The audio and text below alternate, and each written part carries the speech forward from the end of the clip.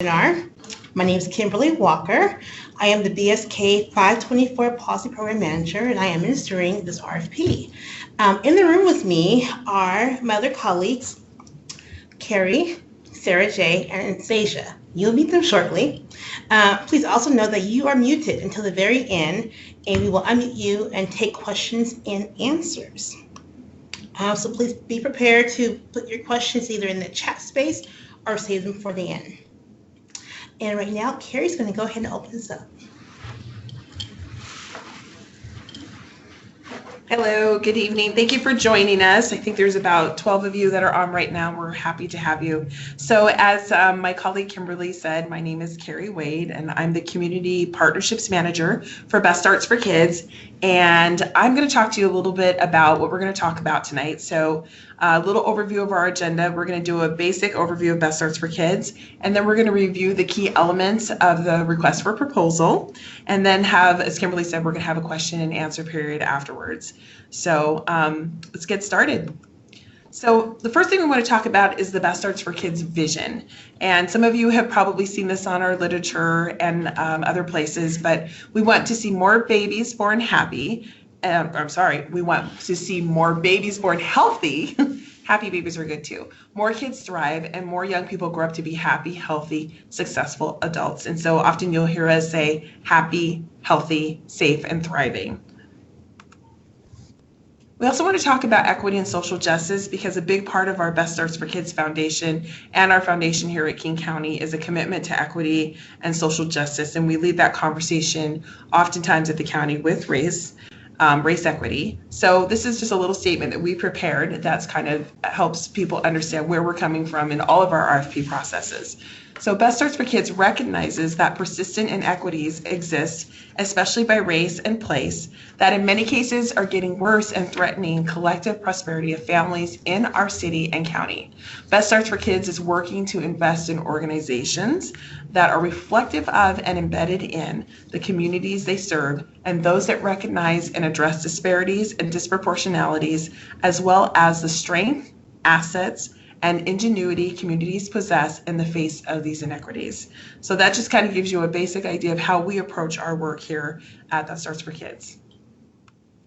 The next thing I'm going to share with you is our philosophy that helps drive all of our work at Best Starts. So a lot of our work is founded in promotion. So that is increasing the good.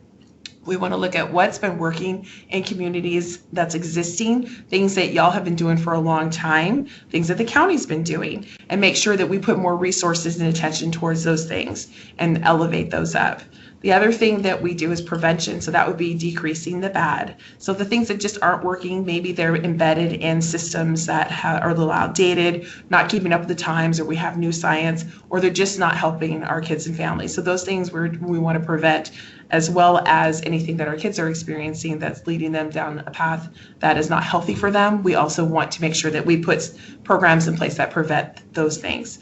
We also have early intervention, so that's catching things upstream. We have a lot of things in Best Starts for Kids, especially in our early learning area or a P to 5, where we have programs that will get in front of areas where we know kids can get off the path early on and start putting in programs and opportunities for parents and families, so our kids have a nice foundation and a healthy foundation as they go up into those older years. And then lastly, we have policies and system change. So policy and system change, that goes back to our commitment to equity, as well as how we do RFPs at King County, and specifically DCHS and public health. Well, a lot of you have applied for RFPs in the past, and you've come up against some of our bureaucratic practices and other things that are potentially antiquated or not community friendly. So one of the things that we're committed to at Best Starts for Kids is seeing how we can continue to change those things and improve upon them, and make sure that we're not just doing something because it's always been our practice, but making sure that we have policies in place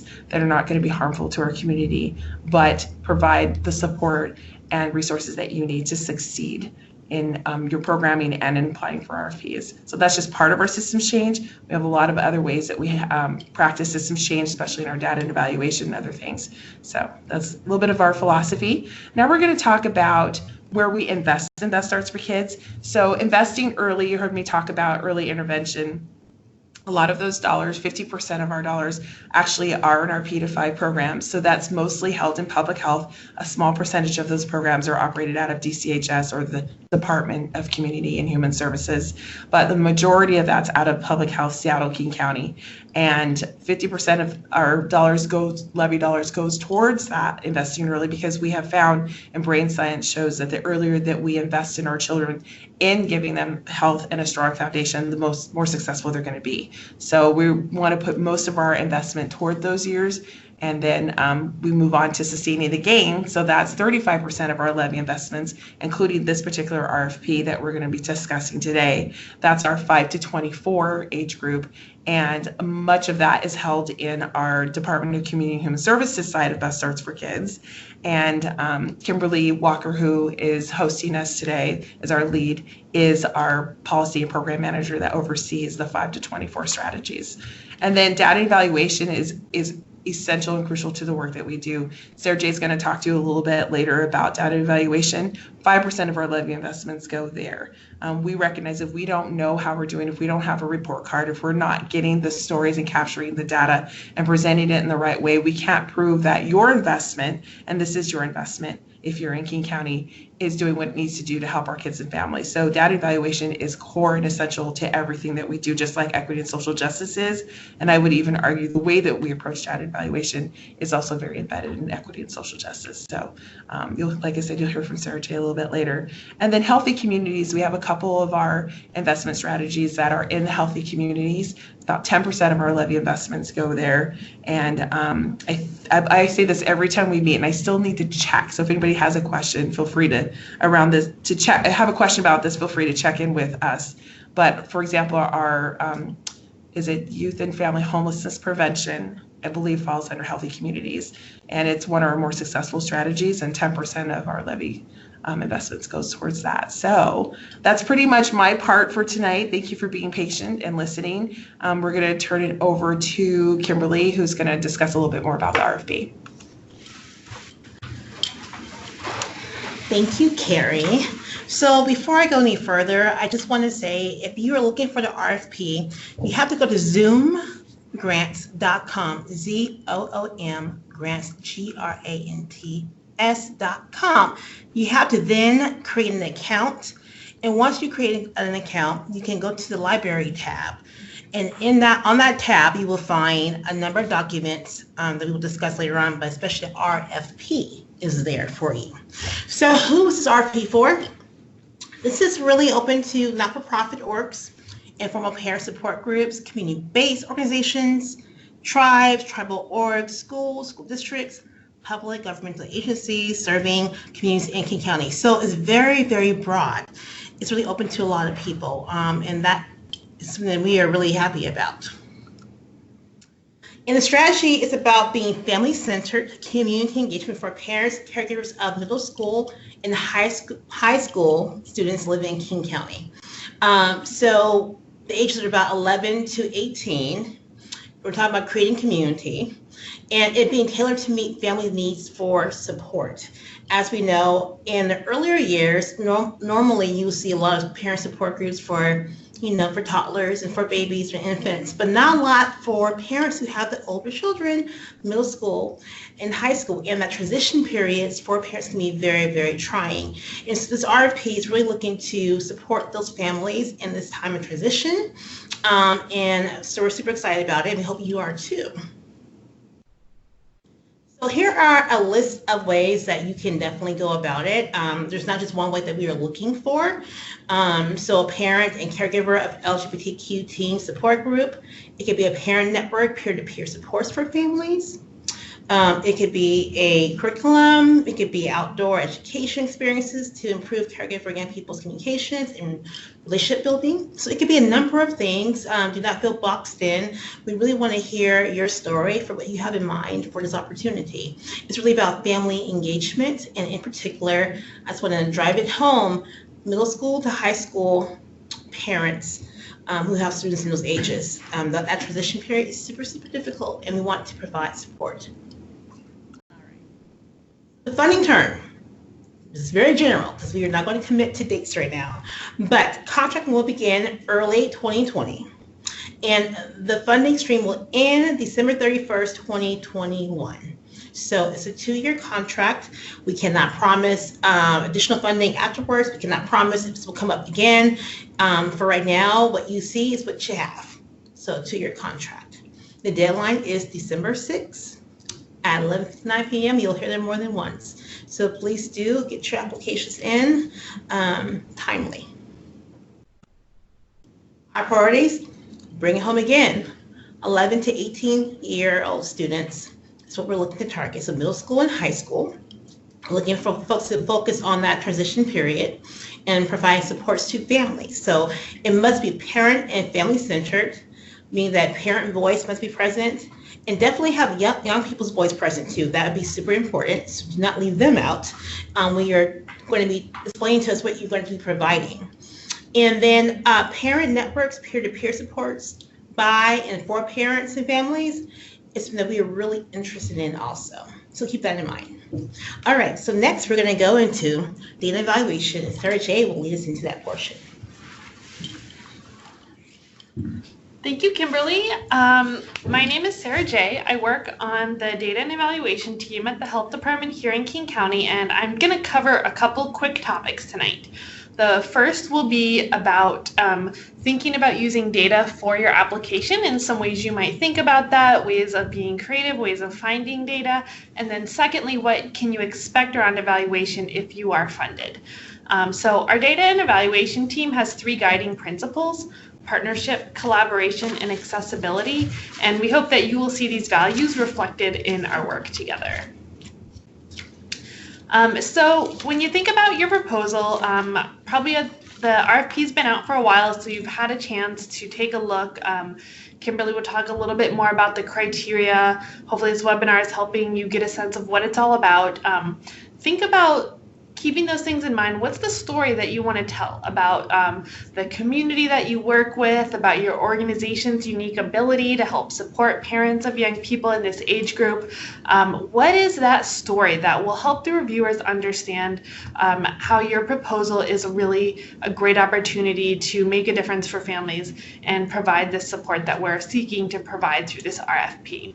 When you have your story in mind, think about what's the information I know or that I believe that will back this up? What is it that you know about your community and about your organization that helps you make the case? And think about data that can back that up. I sometimes joke I'm a data nerd. It's easy to get sucked into a black hole and spend lots of time digging through data, and that's very interesting. If you're not a data nerd and you kind of hate this part of writing the proposal, it's easy to still fall into that same black hole and be looking, not necessarily finding what you need. So I always think it can be helpful to start with the story, think about what is it you want to communicate to the reviewers who will be reading these proposals, and what's the data that will help you with your story. So what do we mean when we say data?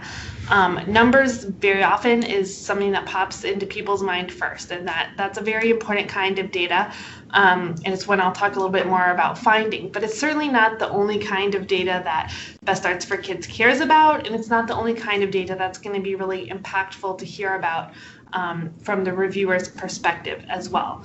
Data can be qualitative, so stories or quotes from your community members or from work that you've done already. It can be maps, it can be lots of different things. So when we say data, think broadly. I always think, you know your community, you know your program, so what's the evidence that you see around you all day, every day that helps you understand why this proposal is going to work, and put that down in the story for your reviewers. So when you think about what kind of data might be helpful for you, there are some resources from King County that might be helpful. You're certainly not required to use these data sources. We want everybody to know about them so that it kind of makes them a little bit more accessible to everybody, and not just folks that have a full-time grant writer happen to know they're there. We want everybody to know they're available, but it's really up to you to decide if this is data that's going to help you tell the story that you're telling in your proposal.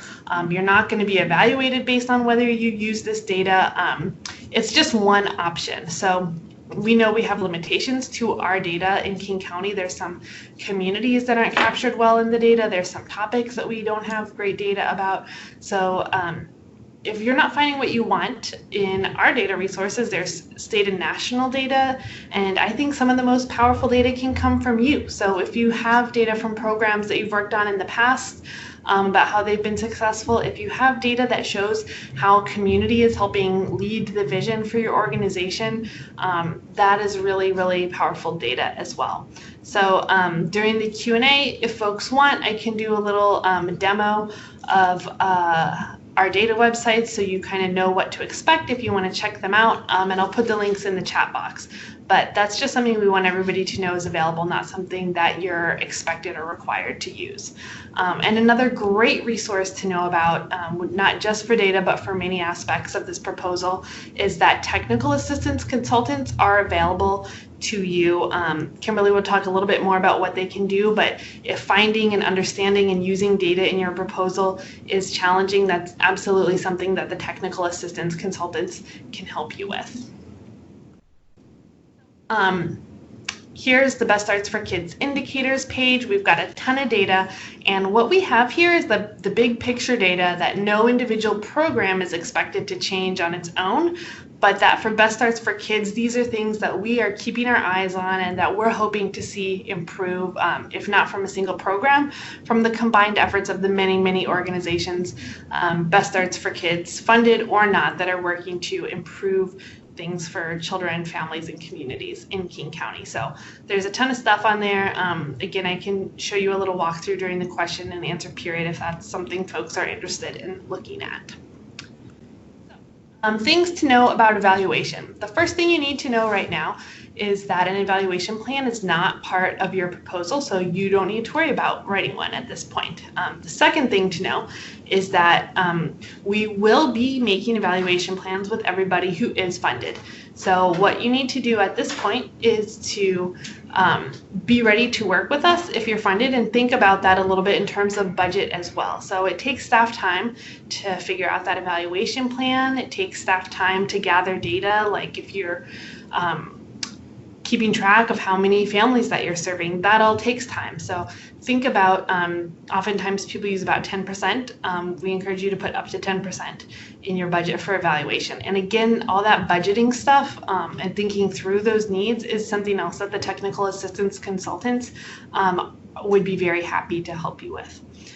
So if you are funded, we'll work on that collaboratively with the evaluator, with Kimberly, and with all the funded partners to develop performance measures that are hopefully meaningful to your work, help us really communicate broadly the impact of what you're doing, and that are feasible and not too burdensome for you to collect. So on to some of the logistics.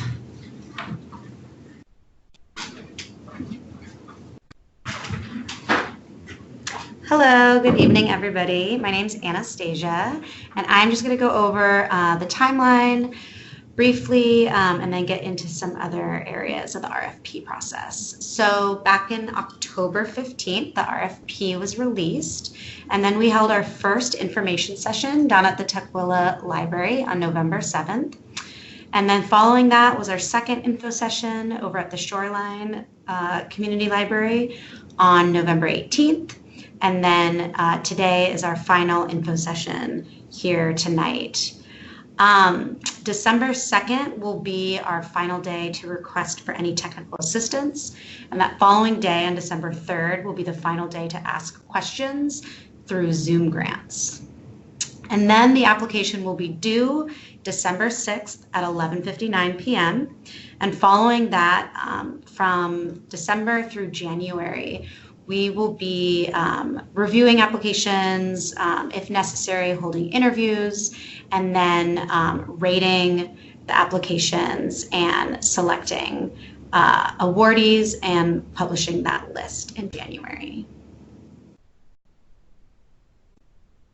So for the rating criteria, applications will be based on rating criteria related to your proposed project goals. So really looking at youth and parent caregiver voice, which is clear in your program development, and clearly illustrating with whom the program plans to work with, and demonstrates a genuine connection and understanding of the population you also aim to serve.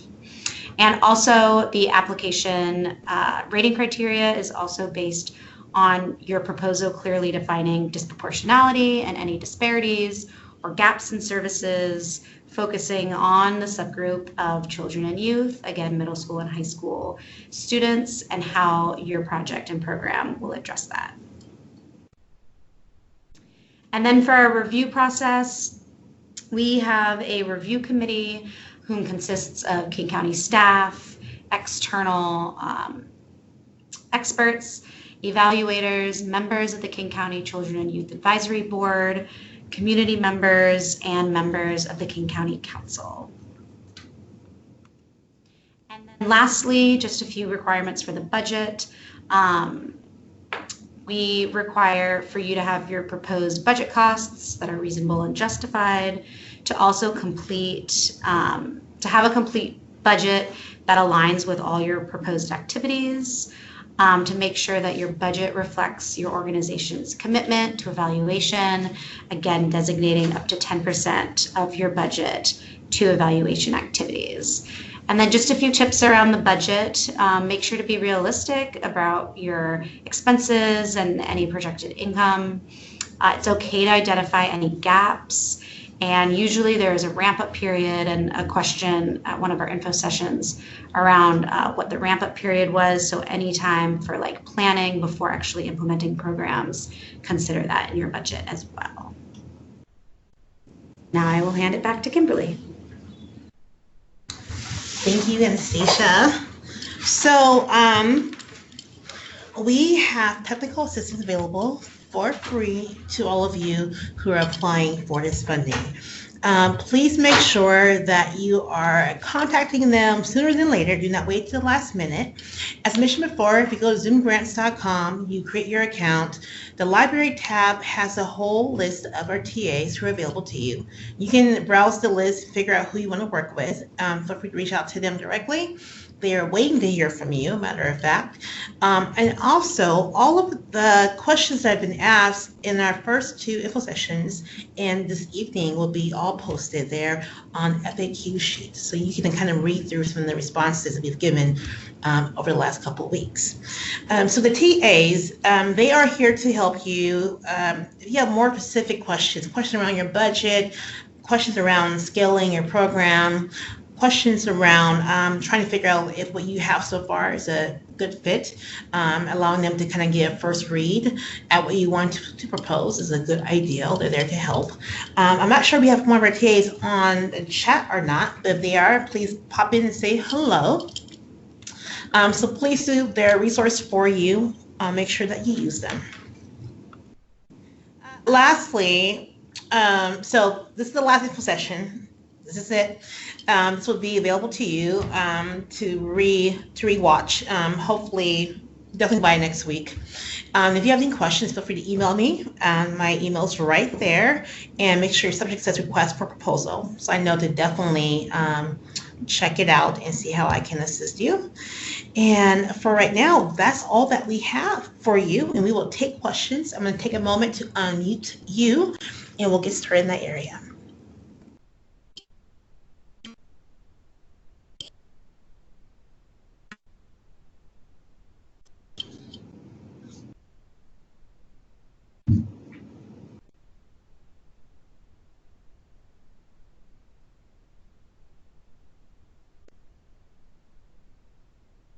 Hi, this is Megan. Can you hear me? Yes, Megan, we can hear you. Hi, I'm with Planned Parenthood. Thank you so much for hosting this. This is really helpful. I have two questions that I'm hoping you can help out with. On Zoom Grants, it looks like there's a Documents tab. Are we expected and or encouraged to upload supplemental documents that will kind of help support our narrative, such as letters of support or any sort of like additional data that can support our proposal? I don't recommend it. I'd make sure that you're following the guidelines that's listed in the RFP. Be very detailed telling your story. but we don't want to have too much uploaded. Okay, Yeah. great. Yeah, thank you. The second question is about the budget. Can you clarify? I know that the description of participant costs is up there, and I'm still hoping for a little bit more clarity around what participant costs include. If that is, yeah, I'll leave my question there. Sure. It could be anything from the cost that it would take to run the program per person. And also note that the budget piece is not being scored. And also know that our TAs can definitely help you with more details around that. So basically, tell us the whole story. Don't assume that we know anything at all. So even in your budgets, make clear that you're thinking about all that you will need to have your program, go well. Okay, wonderful. Thank you so much. You're welcome.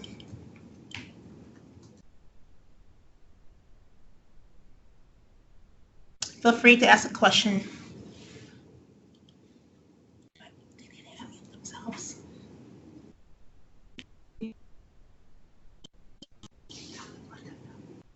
You can unmute yourself and ask a question. Feel free. Hi, can you guys hear me? Yes. My question is, well, this information session was really helpful, but my question is around, let's say I work for a school, and my goal is that we create an environment in our school where we have more of a community, especially in high school. The data drops with like parent involvement, and I want to contract with SPEB so that we could collaborate and create like these community cafes and work together. And so we would need to pay for that, and we currently don't have the funding for it. So like, what are the rules around that? So collaborations are fine. Subcontracting is also fine. It's a case-by-case scenario, so I can't give you too much detail other than you can reach out to TA to dig a little deeper, then they can work with me to figure out what the right answer would be for your proposal in particular. Make sure that the roles are very clear and that you're very clear about who's doing what, and that the funding is happening in a way we've been stressing that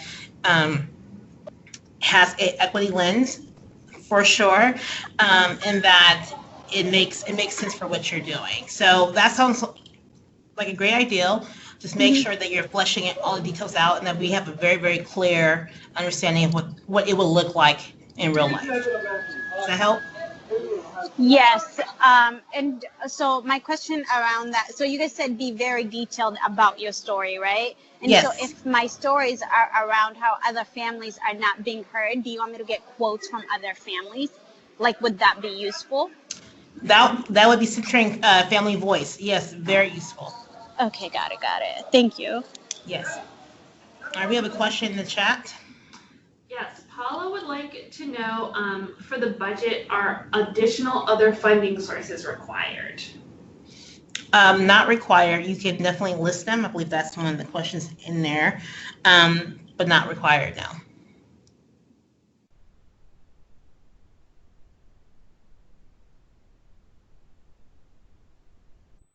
Hi, can you hear me? Yes. Hi, this is Kim. I'm from Odessa Brown, and hi there. Thank you very much for the presentation. Yeah, I like your name too. I wanted to ask, our program is fairly heavy on contractors and people and personnel in general, because it's about facilitating groups in the community, and then of course inviting people to come and all of that.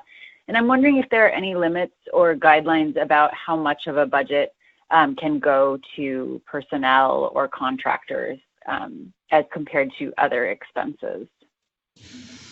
I do not have a hard outline for the limit. I do know that our finance folks will be working with us to, when it's time for contracting, if you are selected, to make sure that is at a right level to meet the need. I mean, it can't be all personnel. No, right. So I think that each proposal will have different needs, and so we will look at it holistically. So if you make sure that you are very clear about what you're proposing, so that the review panel can kind of understand what you're trying to do and why a certain level of personnel is needed for your project in particular, but it cannot be the bulk of the purpose for the funding. So make sure that your program is very much on target with serving the young people in the ages of 11 to 18, and in particular, their parents. Mm-hmm. Right. That's what we are focusing on. Right. Okay, thank you. Okay, all right.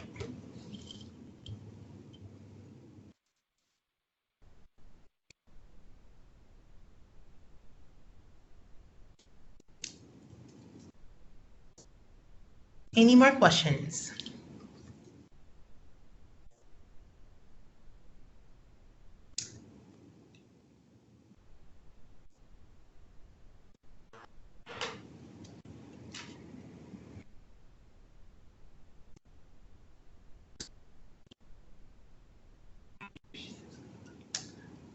Do we have any more questions on the line? Or drop it in chat?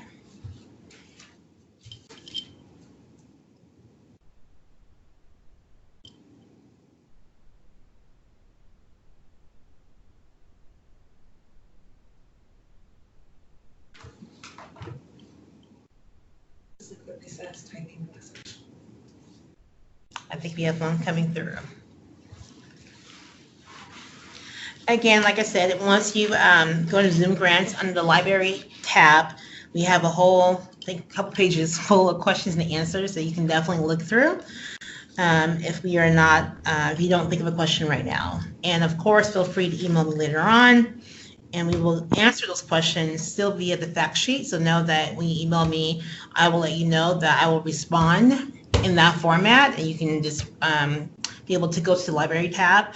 I ask for grace of 48 hours, but normally I get up there sooner than that. So you should be able to see the response quickly, especially as we get closer to the deadline. Hi, Kimberly. This is Roxanne Hood-Lyons. Hi. And I'm one of the TA providers. Yes. And just wanted to say hello to everybody. That the TA providers, we are all available and willing and wanting to help. So do reach out, as Kimberly mentioned, to us sooner rather than later. And also wanted to just remind people that if you are on a telephone and having trouble unmuting the application, you press *6, it will unmute your phone. Okay, that's all. Thank you. Thank you, Roxanne. Thank you, Roxanne. We do have a question from the chat box. All right. Somebody else speaking up there? Nope, go ahead, ask the question. All right, Larissa would like to know, can this be used for improving pre-existing programs, or do they need to be new services we are proposing? It could be pre-existing. They cannot be funded by BSK. So that's the only thing. You can't double dip. So if you are already receiving funding through Best Friends for Kids, and that is funding that project, you cannot leverage this funding for that project. However, if you have a new spin, a completely different component to it, we can consider that. But it does not have to be brand new. It can be supporting work that you're already doing. But again, make sure you let us know your whole story, beginning and end, make no assumptions, so we understand what it is that you're providing.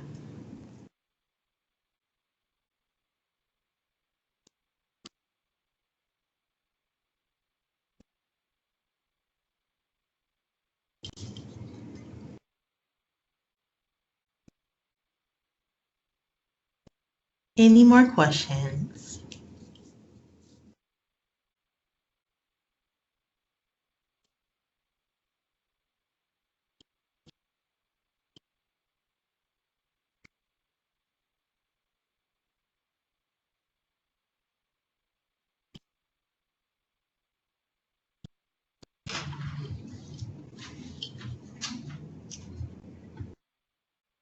All right, I'll give it a few more moments. If I don't hear from anyone, then I assume that we've answered everything sufficiently for right now.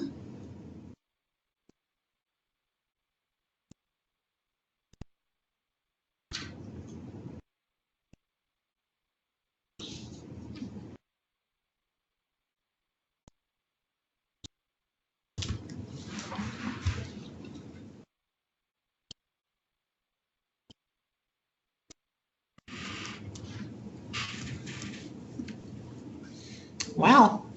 All right.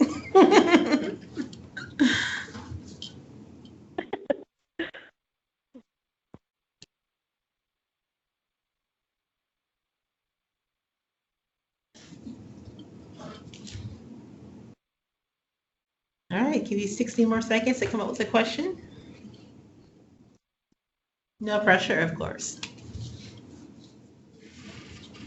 Looks like Megan is typing a message. All right. She says thank you. You're welcome. Thank you for joining. Thank you for joining us, Megan. And thank you to Janice. Yes, thank you, Janice. Well, we are super excited about this RFP, so we really hope that you will submit your proposals.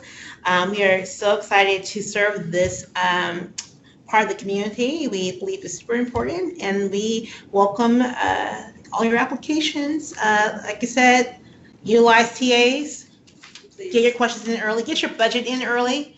If you need help with your budget, make sure you're getting that in early to the TA so they can really assist you in that. And tell your story. Center family voice, center young people's voice. And that's all I have to say for now. Thank you for joining us. Have a wonderful evening and try to stay warm. Goodbye.